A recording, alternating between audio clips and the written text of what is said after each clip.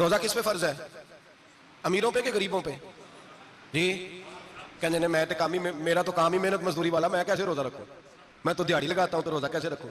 मैंने नहीं किसी हदीस में पढ़ा कि रोजा वो रखे जो दफ्तर में बैठता है। सहाबा के जमाने में तो दफ्तर होते ही नहीं थे, किसी जगह नहीं लिखा हुआ रोजा वो रखेगा जो एसी में बैठता है, तब तो एसी थे ही नहीं। हजरत अबू बकर सिद्दीक रज़ी अल्लाह तआला अन्हु से लेकर जनाब बिलाल तक सारे अपने हाथ से काम करते, सारे अपने हाथ से काम करते, सारे। हजरत उमर फारूक रज़ी अल्लाह तआला अन्हु खलीफा वक्त होने के बावजूद माले गनीमत के ऊंट चढ़ने जाते थे तो चरागाह में छोड़ने में जाते थे, लेने भी आते थे वापस। सारे लोग अपने हाथों से मुशक्कत वाले काम करते। हजरत बिलाल मजदूरी करते, सलमान फारसी मजदूरी करते, मिकदाद मजदूरी करते, सहाबा मजदूरियां करते, रोजे रखते। और रमजान के जाने का वक्त होता तो दर रसूल पे खड़े होकर अर्ज करते, महबूबा दिल नहीं भरा, दिल करता है कभी रब सारा साल ही रोजे अता करे, सारा साल रमजान दे तो हम सारा साल रोजे रखने को तैयार है। जज्बा था, ताकत थी, हिम्मत थी। आज नौजवान लड़का है, कहता है मुझसे भूख बर्दाश्त नहीं होती। मेरे भाई रब बीमारी ला देना, अल्लाह से दुआ मांगे, अल्लाह शिफाए अता फरमाए, और दुआ करें अल्लाह आजमाए से महफूज फरमाए। आप यकीन करें मैंने लोगों को देखा है, हलक से कतरा नहीं उतरता, खुराक की नाली लगी हुई है, आला ग़िज़ाएं पकी हुई पड़ी है, अर्श का मालिक कहता है मैं तेरे हलक से गुजरने नहीं दूंगा, कानून बन गया। मैंने देखा है ड्रिप पे लोग जिंदा है, बोतल लगी हुई है, ग्लूकोज की, गुजारा चल रहा, आला ग़िज़ाएं पड़ी है, लाखों रुपया तिजोरी में पड़ा है। मालिक कहता है तू नहीं खा सकता, तो वो खाने नहीं देता, नहीं खाने देता। एक शख्स यूरोप के इलाके का, मैं किसी कालम नवीस का पढ़ रहा था, वो कहता है मेरी खरबों में जायदाद है, लेकिन मेरे मिद्दे में ऐसी तकलीफ है कि मैं आटे को छान कर जो ऊपर से बूरा निकलता है सिर्फ वो खा सकता हूं, उसके अलावा मैं कायनात की कोई नेमत खा नहीं सकता। और मेरे भाई वो जब चाहे तो बड़े बड़े खाने खाने से तुझे रोक दे, तेरे दांत चबाने के काबिल ना रहे, जुबान निगलने के काबिल ना रहे, मैदा तेरा हजम करने के काबिल ना रहे, वो जब चाहे तो जो मर्जी कर ले। वो कहता चल तू मेरी मर्जी पे चलना, एक महीना मेरे कहने पे ना खा, एक महीना मेरे कहने पे ना खा, तो या अल्लाह तू क्या करेगा? फरमाया सौमु तसफ़ु, मेरे नबी पाक ने फरमाया तुम रोजे रखो, अल्लाह तुम्हें सेहत अता फरमा देगा, अल्लाह तंदुरुस्तियां दे देगा, शिफाएं दे देगा। तुम रोजे रखो, अल्लाह तुम्हें, सुभान अल्लाह, अल्लाह तुम्हें, अल्लाह ताकत देता है, हिम्मत देता है, अल्लाह हिम्मत देता है। मैंने देखा है, मैंने बुजुर्गों को देखा है, ज़ईफ लोगों को देखा है, कमजोर लोगों को देखा है, मैंने देखा है रोजे रखते हुए, मजदूरों को देखा है रोजे रखते हुए।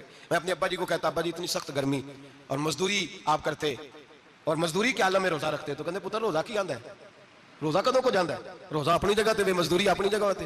और कई दफा मैंने फरमान लगे, मैंने यार समझ कोई नहीं लगती, पता नहीं रोजे चला ताकत कितों दे छड़दा, इतनी ज्यादा काम भी ज्यादा करीदा है, तो रोजा भी भाई सौमु तसफ़ु, मेरे मुस्तफा ने फरमाया तो रोजा रख, अल्लाह तुझे सेहत अता फरमा देगा।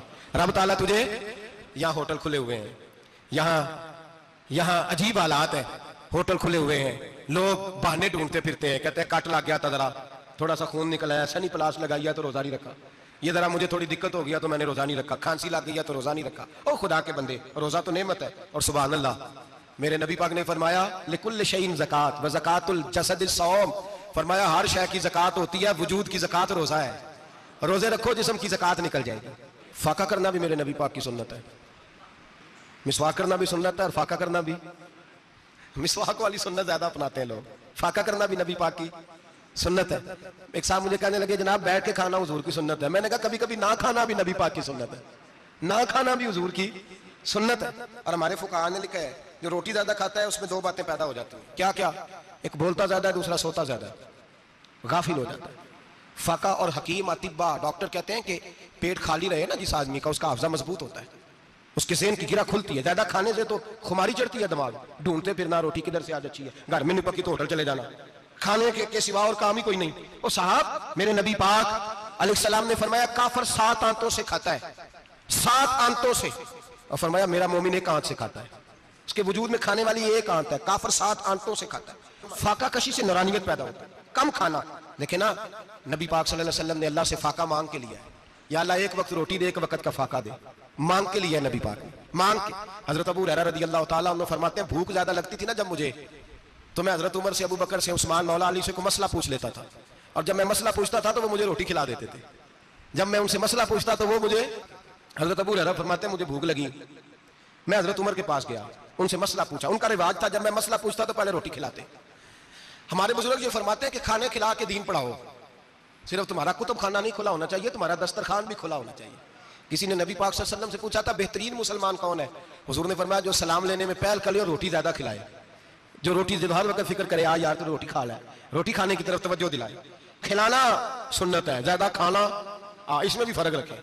तो नबी पाक सल्लल्लाहु अलैहि वसल्लम के सहाबी हजरत अबू हुरैरा रदियल्लाहु ताला अन्हु फरमाते मैंने हजरत उमर से मसला पूछा, मैंने कहा हुजूर मसला बताएं, तो कहते पहले उनकी आदत थी जब मैं मसला पूछता तो रोटी भी खिलाते, आज उन्होंने मसला ही बताया है, रोटी कोई नहीं खिलाई।